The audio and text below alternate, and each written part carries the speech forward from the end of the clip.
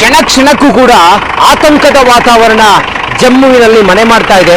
ನೋಡಿ, ಹೆಚ್ಚಿನ ಸಂಖ್ಯೆಯಲ್ಲಿ ಬಂದೋಬಸ್ತ್ಗಾಗಿ ಪೊಲೀಸರನ್ನ ಮತ್ತೆ ಆರ್ಮಿಯನ್ನ ನಿಯೋಜನೆ ಮಾಡ್ತಾ ಇದ್ದಾರೆ. ನೋಡಿ, ಈ ಸ್ಪಾಟ್ಗೆ ಈಗೊಂದು CRPFನ ಒಂದು ವಾಹನ ಬಂದಿದೆ. ಇದೇ ರೀತಿಯಾಗಿ ಸಿಬ್ಬಂದಿಗಳನ್ನ, ಸೇನಾ ಸಿಬ್ಬಂದಿಗಳನ್ನ ತಂದು ಡೆಪ್ಲಾಯ್ ಮಾಡಿ ಬಿಡ್ತಾ ಇದ್ದಾರೆ.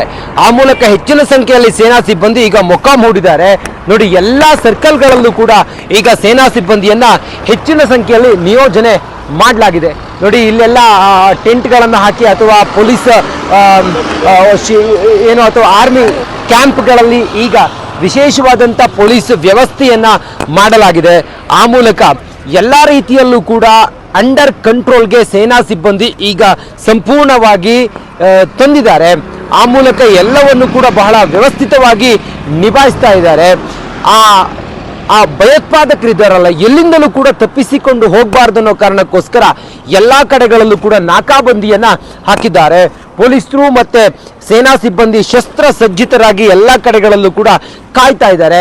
ನೋಡಿ, ಪೊಲೀಸರು ಇಲ್ಲಿ ತಮ್ಮ ಕುಟೀರಗಳಲ್ಲಿ ಒಳಗಡೆ ಎಲ್ಲವನ್ನು ಕೂಡ ವ್ಯವಸ್ಥಿತವಾಗಿ ನಿಂತುಕೊಂಡು ಕಾಯ್ತಾ ಇರೋದನ್ನು ತಾವು ಗಮನಿಸ್ತಾ ಇದ್ದೀರಿ.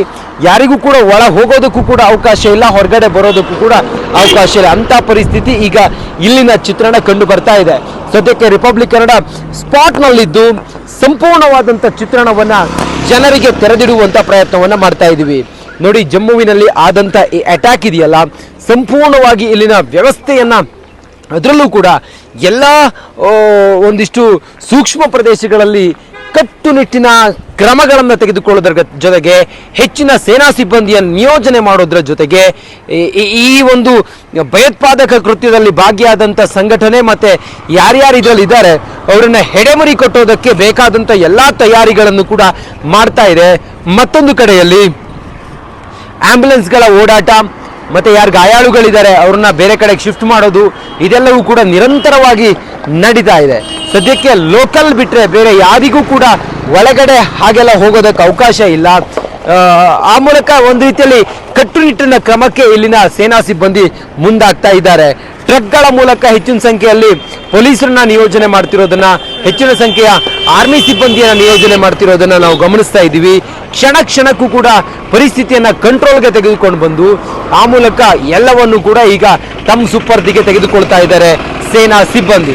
ನೋಡಿ, ಅಲ್ಲೊಂದು ವಾಹನವೂ ಕೂಡ ನಿಂತಿದೆ, JK ಪೊಲೀಸ್, JNK ಪೊಲೀಸ್ ಅಂತೇಳಿ, ಅಲ್ಲಿ ಜಮ್ಮು ಕಾಶ್ಮೀರ ಪೊಲೀಸರ ಅಲ್ಲೊಂದು ವಾಹನವೂ ಕೂಡ ನಿಂತಿದೆ, ತಾವು ಗಮನಿಸ್ತಾ ಇದ್ದೀರಿ. ಅಲ್ಲೊಬ್ರು ಸೇನಾ ಸಿಬ್ಬಂದಿ ರಸ್ತೆಗೆ ಅಡ್ಡಲಾಗಿ ನಿಂತು ಹೋಗೋರು ಬರೋರನ್ನ ಎಲ್ಲರನ್ನೂ ಕೂಡ ಅವರ ಚಲನವಲನದ ಮೇಲೆ ಕಣ್ಣು ಹಾಯಿಸ್ತಾ ಇರೋದನ್ನು ತಾವು ಗಮನಿಸ್ತಾ ಇದ್ದೀರಿ. ಒಟ್ಟಾರೆ ಎಲ್ಲ ರೀತಿಯಲ್ಲೂ ಕೂಡ ಈಗ ಅಂಡರ್ ಕಂಟ್ರೋಲ್ಗೆ ಪರಿಸ್ಥಿತಿ ಬಂದಿದೆ. ಆದರೂ ಕೂಡ ಯಾರು ಭಯೋತ್ಪಾದಕ ಚಟುವಟಿಕೆಯಲ್ಲಿ ಭಾಗಿಯಾಗಿದ್ದಾರೆ ಅವ್ರನ್ನ ಹೆಡೆಮುರಿ ಕಟ್ಟುವ ದೃಷ್ಟಿಯಲ್ಲಿ ಈಗ ಸೇನಾ ಸಿಬ್ಬಂದಿ ಕಾರ್ಯಪ್ರವೃತ್ತರಾಗಿದ್ದಾರೆ. ಕ್ಷಣಕ್ಕೂ ಕೂಡ ಆತಂಕದ ವಾತಾವರಣ ಜಮ್ಮುವಿನಲ್ಲಿ ಮನೆ ಮಾಡ್ತಾ ಇದೆ. ನೋಡಿ, ಹೆಚ್ಚಿನ ಸಂಖ್ಯೆಯಲ್ಲಿ ಬಂದೋಬಸ್ತ್ಗಾಗಿ ಪೊಲೀಸರನ್ನ ಮತ್ತೆ ಆರ್ಮಿಯನ್ನ ನಿಯೋಜನೆ ಮಾಡ್ತಾ ಇದ್ದಾರೆ. ನೋಡಿ, ಈ ಸ್ಪಾಟ್ಗೆ ಈಗೊಂದು CRPFನ ಒಂದು ವಾಹನ ಬಂದಿದೆ. ಇದೇ ರೀತಿಯಾಗಿ ಸಿಬ್ಬಂದಿಗಳನ್ನ, ಸೇನಾ ಸಿಬ್ಬಂದಿಗಳನ್ನ ತಂದು ಡೆಪ್ಲಾಯ್ ಮಾಡಿ ಬಿಡ್ತಾ ಇದ್ದಾರೆ. ಆ ಮೂಲಕ ಹೆಚ್ಚಿನ ಸಂಖ್ಯೆಯಲ್ಲಿ ಸೇನಾ ಸಿಬ್ಬಂದಿ ಈಗ ಮೊಕ್ಕಾಂ ಹೂಡಿದ್ದಾರೆ. ನೋಡಿ, ಎಲ್ಲ ಸರ್ಕಲ್ಗಳಲ್ಲೂ ಕೂಡ ಈಗ ಸೇನಾ ಸಿಬ್ಬಂದಿಯನ್ನ ಹೆಚ್ಚಿನ ಸಂಖ್ಯೆಯಲ್ಲಿ ನಿಯೋಜನೆ ಮಾಡಲಾಗಿದೆ. ನೋಡಿ, ಇಲ್ಲೆಲ್ಲ ಟೆಂಟ್ಗಳನ್ನು ಹಾಕಿ ಅಥವಾ ಪೊಲೀಸ್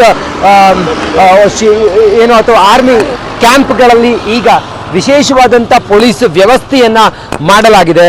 ಆ ಮೂಲಕ ಎಲ್ಲ ರೀತಿಯಲ್ಲೂ ಕೂಡ ಅಂಡರ್ ಕಂಟ್ರೋಲ್ಗೆ ಸೇನಾ ಸಿಬ್ಬಂದಿ ಈಗ ಸಂಪೂರ್ಣವಾಗಿ ತಂದಿದ್ದಾರೆ. ಆ ಮೂಲಕ ಎಲ್ಲವನ್ನು ಕೂಡ ಬಹಳ ವ್ಯವಸ್ಥಿತವಾಗಿ ನಿಭಾಯಿಸ್ತಾ ಇದ್ದಾರೆ. ಆ ಭಯೋತ್ಪಾದಕರಿದ್ದಾರಲ್ಲ, ಎಲ್ಲಿಂದಲೂ ಕೂಡ ತಪ್ಪಿಸಿಕೊಂಡು ಹೋಗಬಾರ್ದು ಅನ್ನೋ ಕಾರಣಕ್ಕೋಸ್ಕರ ಎಲ್ಲ ಕಡೆಗಳಲ್ಲೂ ಕೂಡ ನಾಕಾಬಂದಿಯನ್ನ ಹಾಕಿದ್ದಾರೆ. ಪೊಲೀಸರು ಮತ್ತೆ ಸೇನಾ ಸಿಬ್ಬಂದಿ ಶಸ್ತ್ರ ಸಜ್ಜಿತರಾಗಿ ಎಲ್ಲ ಕಡೆಗಳಲ್ಲೂ ಕೂಡ ಕಾಯ್ತಾ ಇದ್ದಾರೆ. ನೋಡಿ, ಪೊಲೀಸರು ಇಲ್ಲಿ ತಮ್ಮ ಕುಟೀರಗಳಲ್ಲಿ ಒಳಗಡೆ ಎಲ್ಲವನ್ನು ಕೂಡ ವ್ಯವಸ್ಥಿತವಾಗಿ ನಿಂತುಕೊಂಡು ಕಾಯ್ತಾ ಇರೋದನ್ನು ತಾವು ಗಮನಿಸ್ತಾ ಇದ್ದೀರಿ. ಯಾರಿಗೂ ಕೂಡ ಒಳ ಹೋಗೋದಕ್ಕೂ ಕೂಡ ಅವಕಾಶ ಇಲ್ಲ, ಹೊರಗಡೆ ಬರೋದಕ್ಕೂ ಕೂಡ ಅವಕಾಶ ಇಲ್ಲ. ಅಂಥ ಪರಿಸ್ಥಿತಿ ಈಗ ಇಲ್ಲಿನ ಚಿತ್ರಣ ಕಂಡು ಬರ್ತಾ ಇದೆ. ಸದ್ಯಕ್ಕೆ ರಿಪಬ್ಲಿಕ್ ಕನ್ನಡ ಸ್ಪಾಟ್ನಲ್ಲಿದ್ದು ಸಂಪೂರ್ಣವಾದಂಥ ಚಿತ್ರಣವನ್ನು ಜನರಿಗೆ ತೆರೆದಿಡುವಂಥ ಪ್ರಯತ್ನವನ್ನು ಮಾಡ್ತಾ ಇದ್ದೀವಿ. ನೋಡಿ, ಜಮ್ಮುವಿನಲ್ಲಿ ಆದಂಥ ಈ ಅಟ್ಯಾಕ್ ಇದೆಯಲ್ಲ, ಸಂಪೂರ್ಣವಾಗಿ ಇಲ್ಲಿನ ವ್ಯವಸ್ಥೆಯನ್ನು, ಅದರಲ್ಲೂ ಕೂಡ ಎಲ್ಲ ಒಂದಿಷ್ಟು ಸೂಕ್ಷ್ಮ ಪ್ರದೇಶಗಳಲ್ಲಿ ಕಟ್ಟುನಿಟ್ಟಿನ ಕ್ರಮಗಳನ್ನು ತೆಗೆದುಕೊಳ್ಳೋದ್ರ ಜೊತೆಗೆ ಹೆಚ್ಚಿನ ಸೇನಾ ಸಿಬ್ಬಂದಿಯ ನಿಯೋಜನೆ ಮಾಡೋದ್ರ ಜೊತೆಗೆ ಈ ಒಂದು ಭಯೋತ್ಪಾದಕ ಕೃತ್ಯದಲ್ಲಿ ಭಾಗಿಯಾದಂಥ ಸಂಘಟನೆ ಮತ್ತೆ ಯಾರ್ಯಾರು ಇದರಲ್ಲಿ ಇದ್ದಾರೆ ಅವರನ್ನ ಹೆಡೆಮುರಿ ಕಟ್ಟೋದಕ್ಕೆ ಬೇಕಾದಂಥ ಎಲ್ಲ ತಯಾರಿಗಳನ್ನು ಕೂಡ ಮಾಡ್ತಾ ಇದೆ. ಮತ್ತೊಂದು ಕಡೆಯಲ್ಲಿ ಆಂಬ್ಯುಲೆನ್ಸ್ಗಳ ಓಡಾಟ ಮತ್ತೆ ಯಾರು ಗಾಯಾಳುಗಳಿದ್ದಾರೆ ಅವ್ರನ್ನ ಬೇರೆ ಕಡೆಗೆ ಶಿಫ್ಟ್ ಮಾಡೋದು ಇದೆಲ್ಲವೂ ಕೂಡ ನಿರಂತರವಾಗಿ ನಡೀತಾ ಇದೆ. ಸದ್ಯಕ್ಕೆ ಲೋಕಲ್ ಬಿಟ್ಟರೆ ಬೇರೆ ಯಾರಿಗೂ ಕೂಡ ಒಳಗಡೆ ಹಾಗೆಲ್ಲ ಹೋಗೋದಕ್ಕೆ ಅವಕಾಶ ಇಲ್ಲ. ಆ ಮೂಲಕ ಒಂದು ರೀತಿಯಲ್ಲಿ ಕಟ್ಟುನಿಟ್ಟಿನ ಕ್ರಮಕ್ಕೆ ಇಲ್ಲಿನ ಸೇನಾ ಸಿಬ್ಬಂದಿ ಮುಂದಾಗ್ತಾ ಇದ್ದಾರೆ. ಟ್ರಕ್ಗಳ ಮೂಲಕ ಹೆಚ್ಚಿನ ಸಂಖ್ಯೆಯಲ್ಲಿ ಪೊಲೀಸರನ್ನ ನಿಯೋಜನೆ ಮಾಡ್ತಿರೋದನ್ನ, ಹೆಚ್ಚಿನ ಸಂಖ್ಯೆಯ ಆರ್ಮಿ ಸಿಬ್ಬಂದಿಯನ್ನ ನಿಯೋಜನೆ ಮಾಡ್ತಿರೋದನ್ನ ನಾವು ಗಮನಿಸ್ತಾ ಇದ್ದೀವಿ. ಕ್ಷಣ ಕ್ಷಣಕ್ಕೂ ಕೂಡ ಪರಿಸ್ಥಿತಿಯನ್ನ ಕಂಟ್ರೋಲ್ಗೆ ತೆಗೆದುಕೊಂಡು ಬಂದು ಆ ಮೂಲಕ ಎಲ್ಲವನ್ನು ಕೂಡ ಈಗ ತಮ್ಮ ಸುಪರ್ದಿಗೆ ತೆಗೆದುಕೊಳ್ತಾ ಇದ್ದಾರೆ ಸೇನಾ ಸಿಬ್ಬಂದಿ. ನೋಡಿ, ಅಲ್ಲೊಂದು ವಾಹನವೂ ಕೂಡ ನಿಂತಿದೆ, JK ಪೊಲೀಸ್, JNK ಪೊಲೀಸ್ ಅಂತೇಳಿ ಅಲ್ಲಿ ಜಮ್ಮು ಕಾಶ್ಮೀರ ಪೊಲೀಸರ ಅಲ್ಲೊಂದು ವಾಹನವೂ ಕೂಡ ನಿಂತಿದೆ, ತಾವು ಗಮನಿಸ್ತಾ ಇದ್ದೀರಿ. ಅಲ್ಲೊಬ್ರು ಸೇನಾ ಸಿಬ್ಬಂದಿ ರಸ್ತೆಗೆ ಅಡ್ಡಲಾಗಿ ನಿಂತು ಹೋಗೋರು ಬರೋರನ್ನ ಎಲ್ಲರನ್ನೂ ಕೂಡ ಅವರ ಚಲನವಲನದ ಮೇಲೆ ಕಣ್ಣು ಹಾಯಿಸ್ತಾ ಇರೋದನ್ನು ತಾವು ಗಮನಿಸ್ತಾ ಇದ್ದೀರಿ. ಒಟ್ಟಾರೆ ಎಲ್ಲ ರೀತಿಯಲ್ಲೂ ಕೂಡ ಈಗ ಅಂಡರ್ ಕಂಟ್ರೋಲ್ಗೆ ಪರಿಸ್ಥಿತಿ ಬಂದಿದೆ.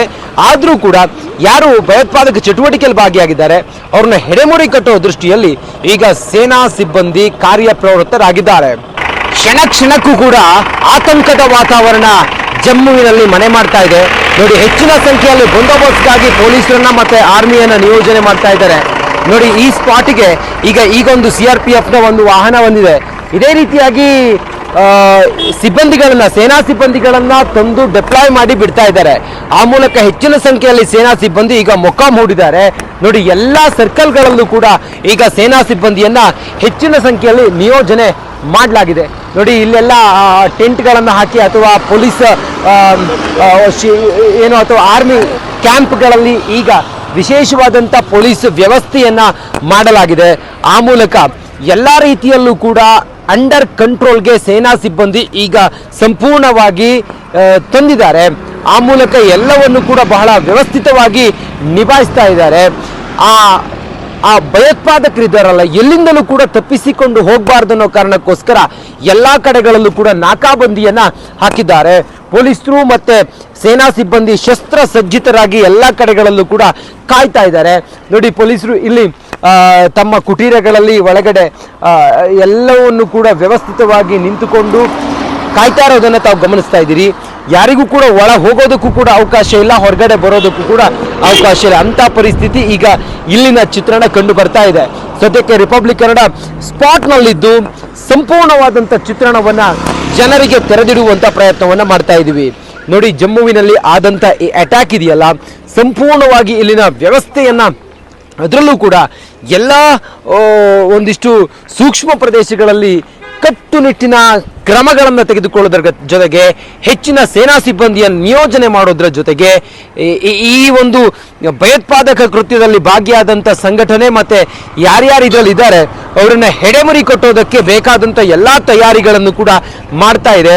ಮತ್ತೊಂದು ಕಡೆಯಲ್ಲಿ ಆಂಬ್ಯುಲೆನ್ಸ್ಗಳ ಓಡಾಟ ಮತ್ತೆ ಯಾರು ಗಾಯಾಳುಗಳಿದ್ದಾರೆ ಅವ್ರನ್ನ ಬೇರೆ ಕಡೆಗೆ ಶಿಫ್ಟ್ ಮಾಡೋದು ಇದೆಲ್ಲವೂ ಕೂಡ ನಿರಂತರವಾಗಿ ನಡೀತಾ ಇದೆ.